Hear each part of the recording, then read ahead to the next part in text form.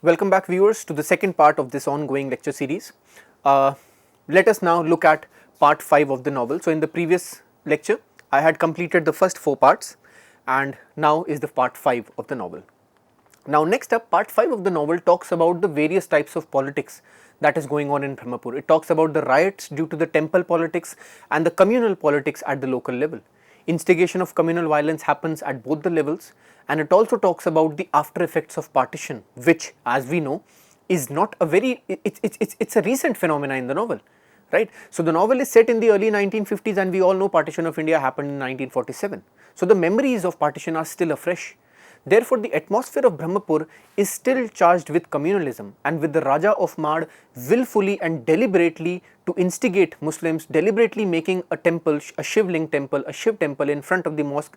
He tries to instigate communal riots over there or communal feelings, right, which develops into a riot later on. And in part 5.2, very soon the local imam also gives an instigating speech against the Hindus for constructing the temple right next to the mosque, and the result is that the same evening a riot occurs there.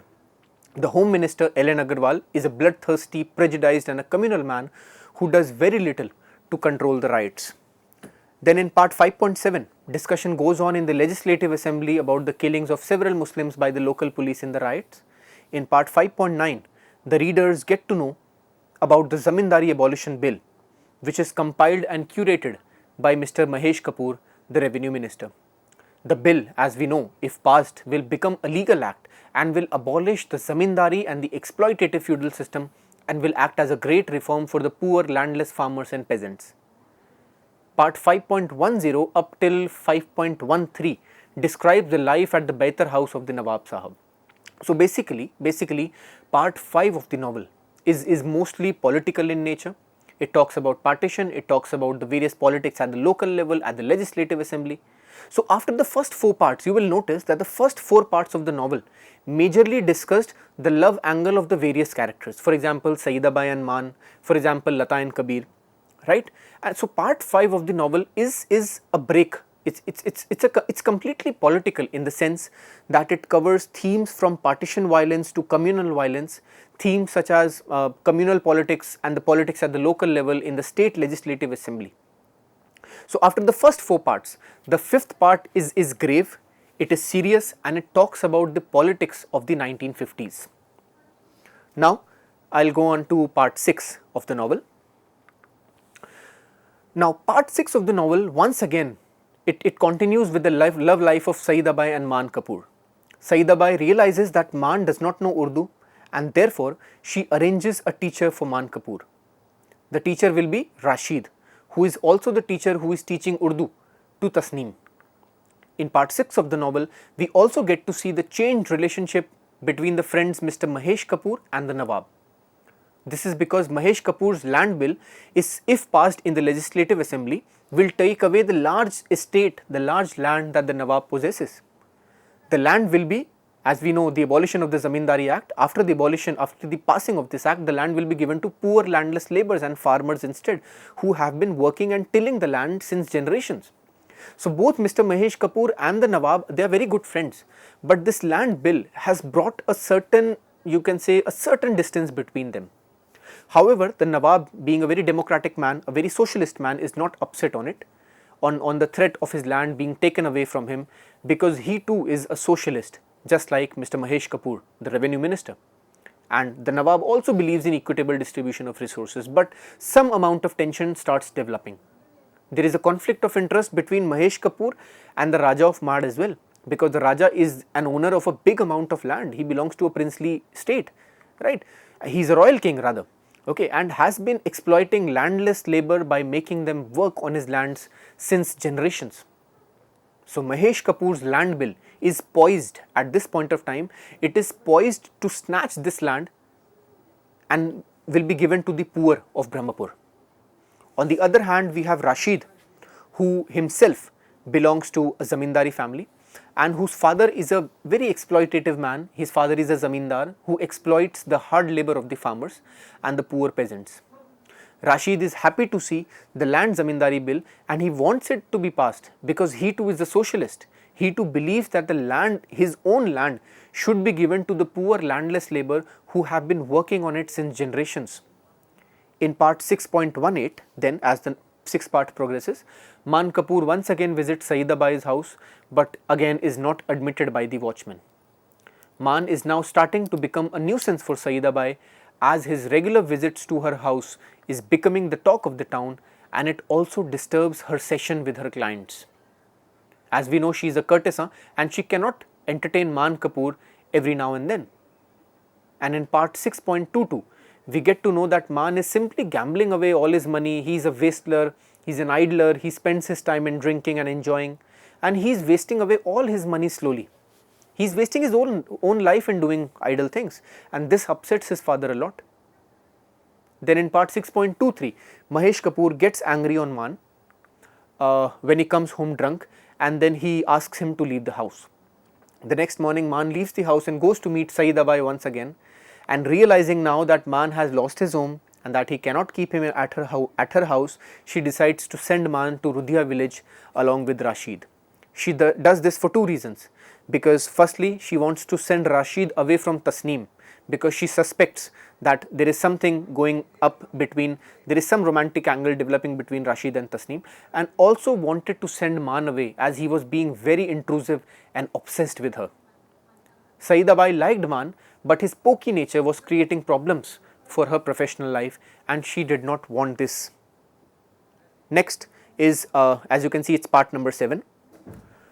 So, part 7 of the novel is majorly focused on the Chatterji family in Calcutta and describes in great detail, part 7 describes in great detail the various members of the Chatterji household, and also Amit Chatterji, the poet and the novelist and a prospective groom for Lata Mehra.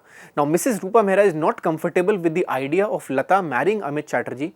Why? Because he is a Chatterji and therefore not a Khatri boy. We know that by now Mrs. Rupa Mehra is interested in finding a Khatri boy of her own caste for her daughter Lata, and also her past experience with Meenakshi proves that she didn't want the high class aristocratic Chatterjis to be married with the more traditional and simple Lata.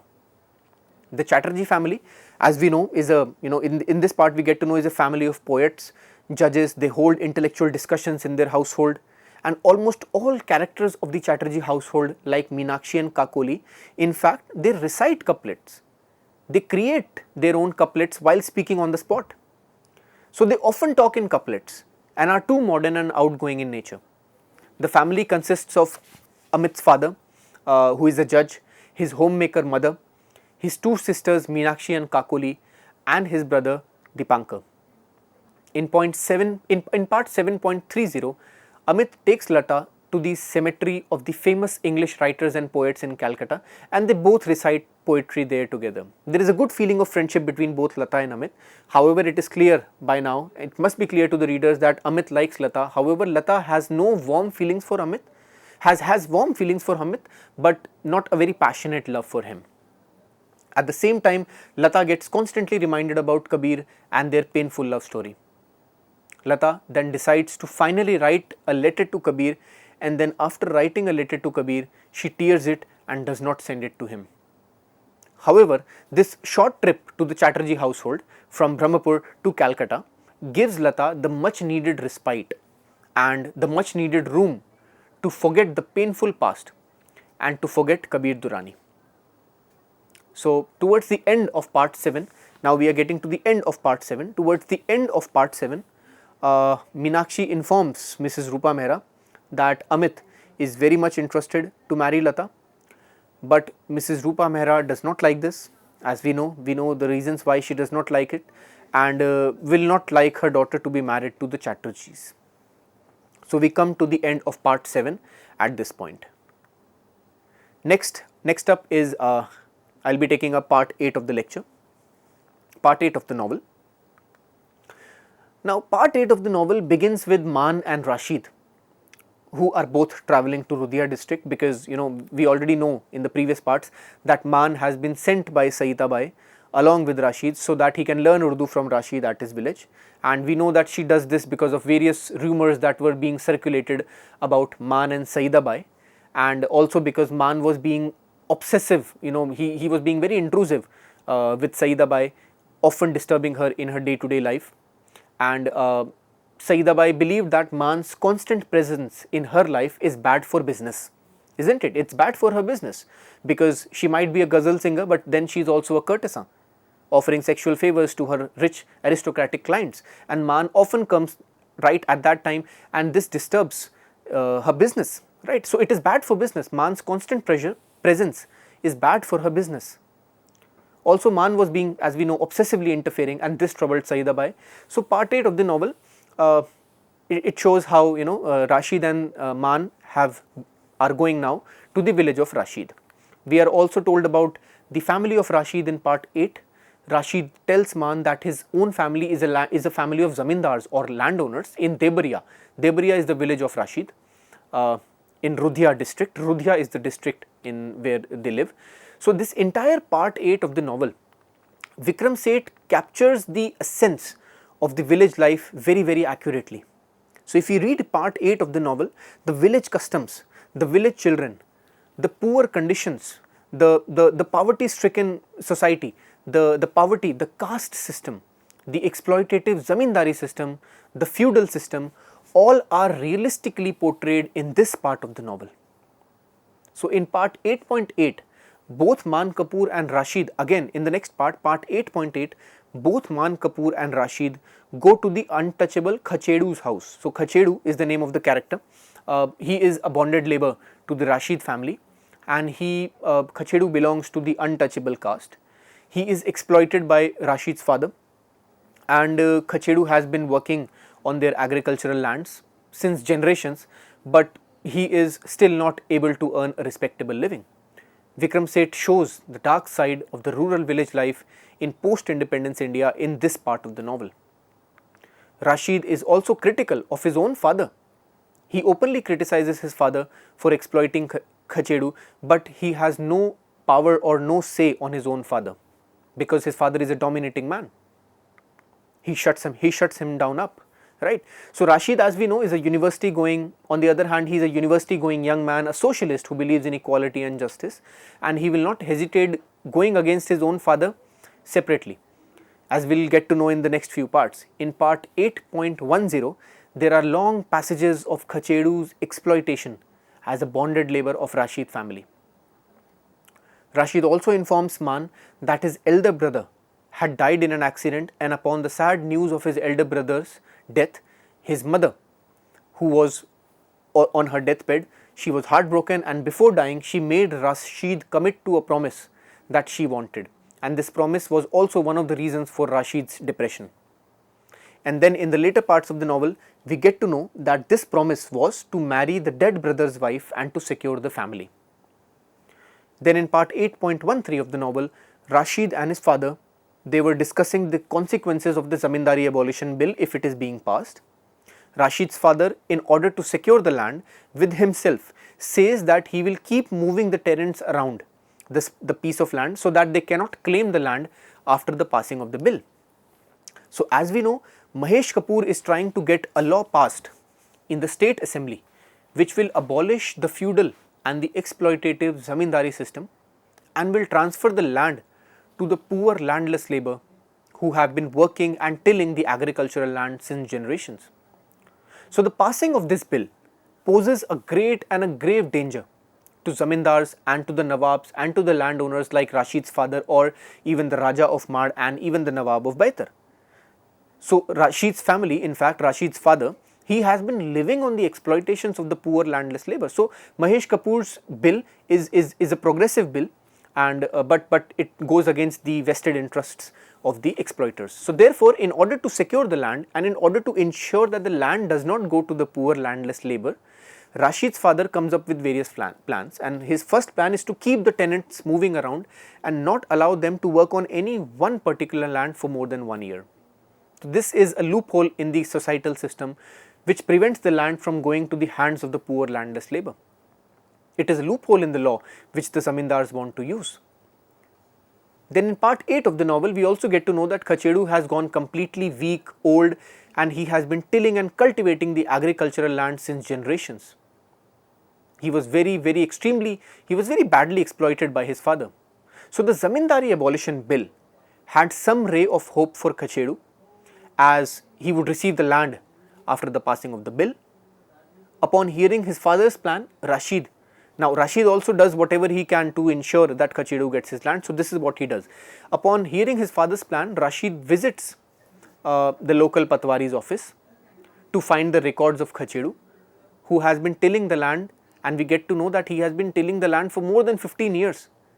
He gave a small bribe to the local Patwari. The Patwari is basically the village accountant, and he asks him the records which can state and legitimize the position of Kachedu. The Patwari informs Rashid that it is Rashid's name that is mentioned in the official government records, and therefore, after the passing of the Zamindari Abolishing Bill, if it becomes an act, the land would remain in the family, because the land is named on Rashid, because the land will be transferred to the name of Rashid. And upon hearing this, Rashid is absolutely shocked, and he realizes that this is the plan of his father to ensure that Kachedu shall never get the piece of land. Then he bribes the Patwari again and asks him to change the ownership of the land from Rashid to Kachedu. So part 8 of the novel ends at this point of time, and so basically part 8 of the novel is it's entirely devoted to the politics and to Rashid's village life, and shows in I would say a very realistic manner the administration, the politics, the corruption, the poverty, the pain of the poor people, the bad working conditions of the poor people, the caste system, and the extremely exploitative zamindari system in the rural village of India, in the rural life of India. Part 8 is devoted to the politics of the Zamindari Abolition Bill. Now, what is Vikram Seth doing? Vikram Seth is showing us how the loopholes were exploited by zamindars to prevent the land from going to the rightful farmers, isn't it? So, part 8 of the novel ends here. Now, I will come to the next part, and that is part 9 of the novel. So, next up, part 9 of the novel once again goes back to the story of Rupa Mehra and Lata. Part 9.1 begins with Mrs. Rupa Mehra, who is going to Delhi to find a suitable boy, and there in Delhi she visits Kalpana Gaur's home in Delhi. So whenever Mrs. Rupa Mehra, we get to know that whenever she is in trouble, she can always count on Kalpana Gaur. She knew, because Kalpana knew a lot of people who can be prospective candidates for Lata, and Mrs. Rupa Mehra has clearly told Kalpana to find suitable boys from the Khatri Punjabi community. Okay, from the Khatri community, right? So in part 9.2 of this novel, Vikram Seth shows in a very light-hearted manner the process of finding matches. It's a very nicely written part. The entire scene is full of light moments and funny episodes.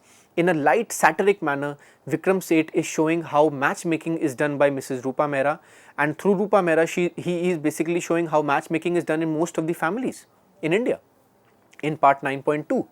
So this part 9.2 is significant because we get to see that instead of Lata, it is Mrs. Rupa Mehra who is deciding what will make her daughter happy.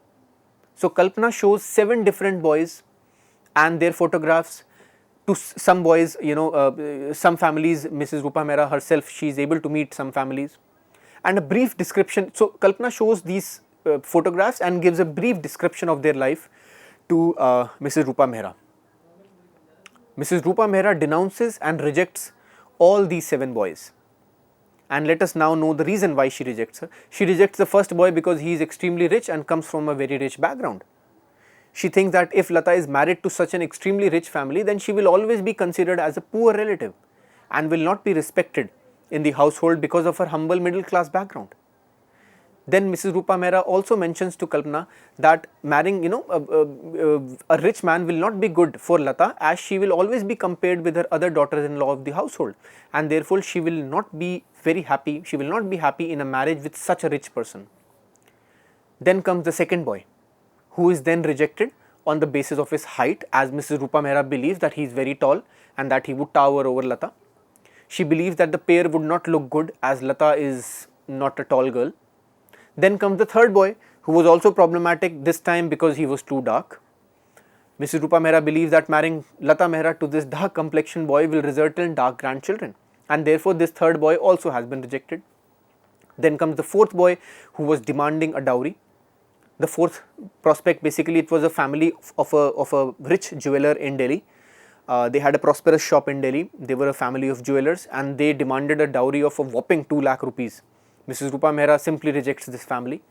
Then comes the fifth candidate, who was a decent boy, but he was not able to speak English very properly. He was not able to speak English fluently and therefore was rejected on this reason alone. Then comes the sixth boy, who was rejected by Mrs. Rupa Mehra because Mrs. Rupa Mehra did not like his parents. Mrs. Rupa Mehra believed that the seventh boy would be the suitable boy for her daughter, but then she rejects the seventh boy as well because he had the smell of whiskey from his mouth. He drank whiskey and it was apparent, and Mrs. Rupa Mehra therefore did not approve of the seventh boy. She was very upset, dejected to find that there are no suitable boys in Delhi, and therefore she decides to visit other places like Kanpur, Lucknow and Banaras to search for a suitable boy for Lata. Now this part of the novel, that is 9.2, is significant because it shows the highly prejudiced manner of matchmaking, while at the same time in a very light-hearted manner and in a very subtle manner shows the prejudices that run deep within our own society. Then in the next part, that is part 9.3, we get to meet Harish, who is Kalpana's batchmate in St. Stephen's, who was Kalpana's batchmate in St. Stephen's College in Delhi. Kalpana considers this as a stroke of luck and arranges to introduce Harish to Mrs. Rupa Mehra. The mother finds Harish as an energetic young man, and basically he has a certain amount of self-respect. He is a self-made man and an extremely proud man who is extremely proud of his achievements, but he is not egoistic. So Harish was basically an energetic man and worked really hard in his life. And in the funny scene of events in this part, Kalpana asks Harish if he is carrying his certificates and other testimonials with which he can prove his suitability as a prospective marriage candidate, right? And when Harish says that he is carrying them, Kalpana asks them to be brought in this house. And it is interesting to know that at this point of time, Harish does not know that he is in a way being interrogated or rather interviewed for Lata Mehra. So this particular scene, once again, part 9.2, 9.3, these two parts shows how in the marriage market, matchmaking is done. And Harish has to prove his, what you can say, suitability by producing his certificates, his degrees and his testimonials to Mrs. Rupa Mehra. But Harish does not know of the intentions of Mrs. Rupa Mehra and why is he being interviewed in that funny manner at that point of time. But in the next part of the novel, in 9.4, Mrs. Rupa Mehra informs Kalpana that she likes Harish because Harish also reminds her of her late husband Mr. Raghubir Mehra. And in the next part, 9.5 of the novel, Mrs. Rupa Mehra sends a telegram to Lata and asks her to come to Calcutta, to Delhi. She does this so that she can arrange a meeting with Harish, and in 2 days time she comes back to Kalpana Gaur's home, and Lata is furious because she gets upset when she comes to know that the reason why she has been called. Mrs. Rupa Mehra stresses on Harish's Khatri's caste. She even asks Lata to meet him because he is a very good Khatri boy, and she tries to convince Lata, and then she also mentions her and shows her a letter of Kalpana mentioning about the life of Harish and how Harish can be a very prospective and a very good boy for Lata Mehra. Now in this letter, Kalpana asks Lata and requests her to meet Harish, but does not force anything on her. Finally, upon the request and you can say the convincing of, because of the convincing power of Rupa Mehra and Kalpana, Lata at least decides to meet Harish. Then in the next part, that is in the next 9.7, the readers get to know that Harish is a very meticulous man who maintains a diary and is very particular about all things in his life. In part 9.8, Kalpana finally writes a letter to Harish informing him about Lata and the prospects of marriage with Lata. Now in the next part, that is part 9.9, Mrs. Rupa Mehra calls Harish to arrange a meeting and Harish responds in the affirmative. Both Lata and Harish finally meet, and in the very first meeting, Lata did not like Harish because Harish was chewing pan, and this did not appeal to Lata. Also, Lata noticed that his dressing sense is rather very flashy and that his English is not very polished. Okay, so Lata does not judge Harish and she does not hate Harish on these aspects, but these are some initial things that she notices, but it did not really impress her in the very first meeting.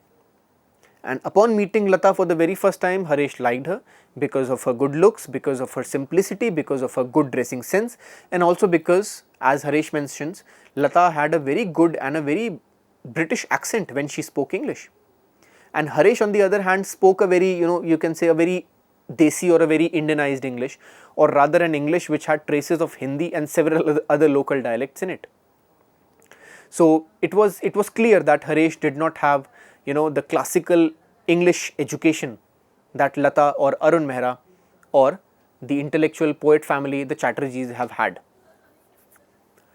Mrs. Rupa Mehra then also tries to strike a conversation between Lata and Harish so that they can start getting to know each other.